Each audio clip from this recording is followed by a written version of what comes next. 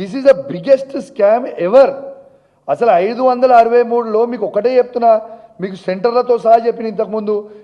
కోటి ఉమెన్స్ కాలేజ్లో ఉన్న సెంటర్ 18-19 సెంటర్లో 1497 మంది రాస్తే 74 మంది వస్తే ఉద్యోగాలు అందులో ఉట్టి మహిళలతోనే ఎందుకు రాపించిర్రు? అలా పురుషులు అబ్బాయిలు ఎందుకు లేరు? What is the interest? ఏ సెంటర్లైనా అబ్బాయిలు అమ్మాయిలు కలిసి రాస్తారు. What is the interest? ఇది పెద్ద స్కామ్ భయ్. వాళ్ళు రెడీ అవుట్ అయింది.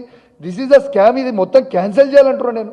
ఇలా హాల్ టికెట్ నెంబర్ 470 to 471 చెప్పిన అందరికీ 654 మంది అందరికీ సేమ్ మార్క్స్ ఉంటాయి. అబ్బాయి ఎక్కడన్నా ఇంకొక హాల్ టికెట్ నెంబర్ చెప్పిన 201 నుంచి ఏదో చేంజ్ హాల్ టికెట్ నెంబర్ చెప్పిన అది 702 మందికి సేమ్ మార్క్స్ ఉంటాయా?